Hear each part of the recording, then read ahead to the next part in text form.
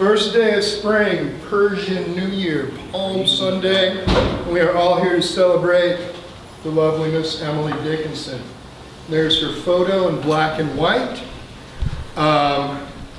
She had, I can't get the quote right, but she wrote to a friend that her hair was red. It was the color of wine left over from the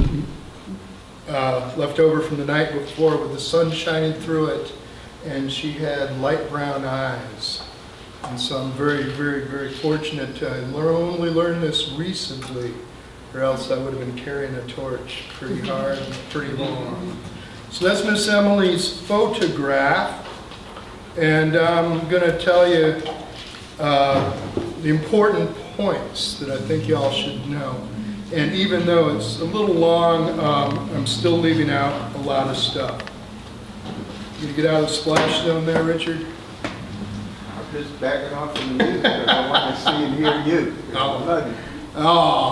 Okay. So, things to know. Emily Dickinson was born on the 12th of December, 1830, and died of Bright's disease, which affects the kidneys on May 18th, 1886. She was 56 years old, and doctors said that stress and her temperament contributed to her early demise. Her family was a big deal in the town and New England in general. Her dad was treasurer and her grandfather a founder of Amherst College. And as far as we can tell today, Miss Dickinson wrote approximately 1,776 poems. During her lifetime, she was never credited with publishing any of them. Some were published in newspapers anonymously, but she did not give permission to the editors. They were submitted by her numerous correspondents. In 1862, after reading an encouraging article in the Atlantic Monthly about how young writers should submit their work, Miss Dickinson sent the article's author 100 poems, and his response was discouraging, urging her to polish her work and conform more closely to the poetry of the time. She never attempted publication again.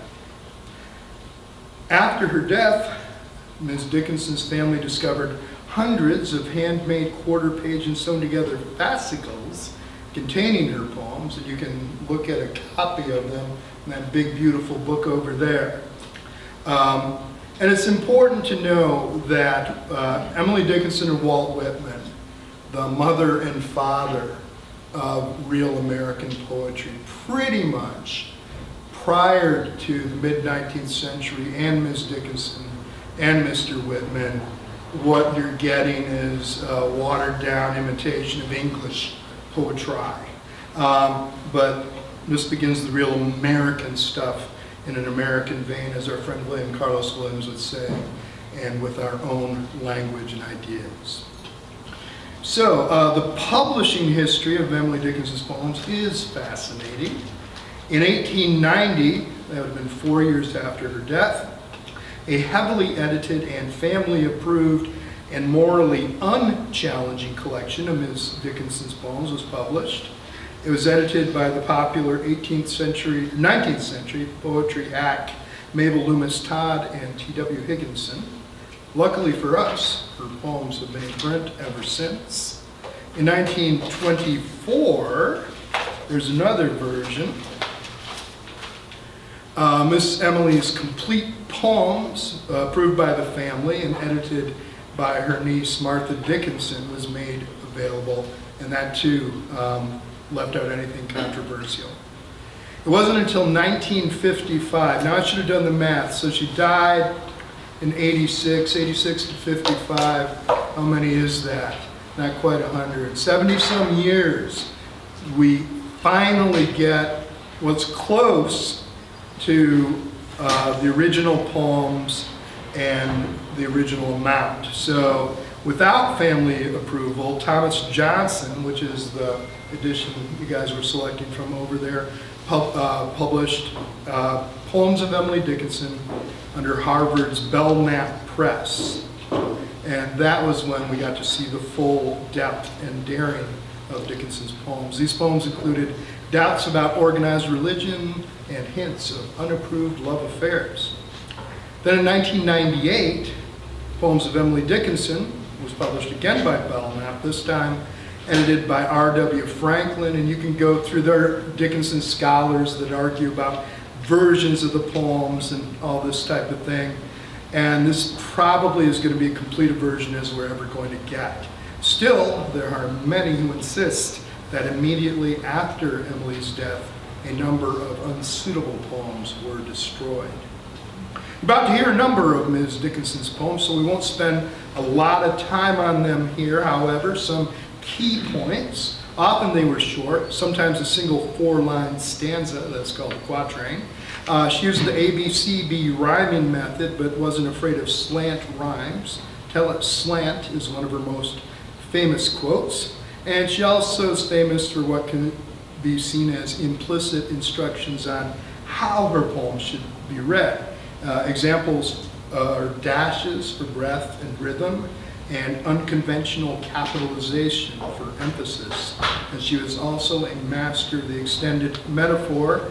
A couple minutes, Brett is going to show you that every one of her poems was written in this hymn rhythm, H-Y-M-N, hymn rhythm, that permeated the air of Amherst, Massachusetts, and the Dickinson household.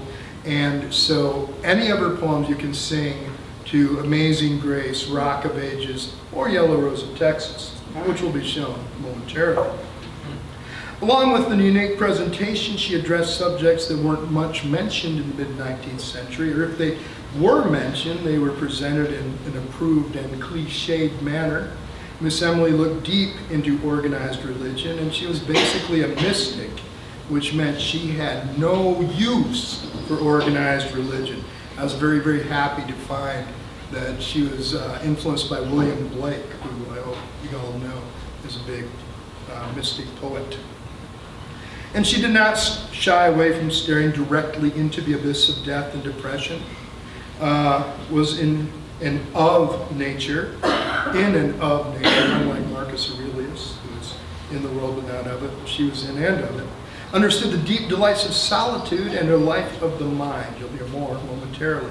It seems, this is an important thing for me to get across, it seems that there is a desire for there to be some level of pathology to Miss Emily and her poems. I'd like to disabuse you all of that notion.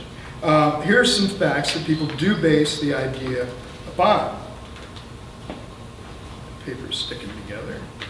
So, some of the stuff, the quotes or ideas that make people think, ew, she's weird. Her childhood bedroom window looked out on a cemetery, so she witnessed many funerals through that window.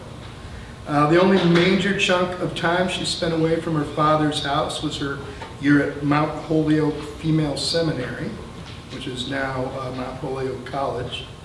And she left after never finding enough certainty to sit in the section allotted to the young women who were utterly confident in their salvation.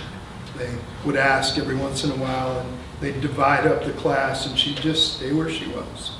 After the age 30, she became even more reclusive, refusing most visitors and famously freaking objects in and out of her bedroom window in a basket on a string. She always wore white. She made her own clothing.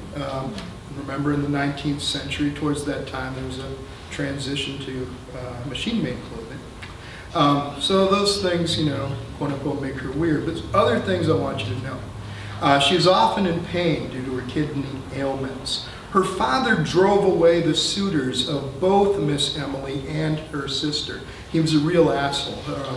Her mother died fairly young, and he felt that his daughters should have this obligation to care for him and only him. She may have seen her lifestyle as a way to be close to her sister-in-law. They lived, a couple hundred yards away. Her sister-in-law's name was Susan Huntington Gilbert Dickinson, and I think Brett's going to share some wonderful love letters from Miss Emily to Susan. There are also hints of an attraction to a minister who moved to California. In the last 15 years, a photo of what seems to be an adult Emily Dickinson. She's about 16, or she was a minute ago over there. Was discovered by this minister's descendants, and it was even hidden. It was taped to the back of a painting, and they still haven't confirmed it, but they're pretty sure it is Miss Dickinson. So some things to balance out the "ooh, she's weird." But here's the most important thing. And we all make up our personal interpretations and myths.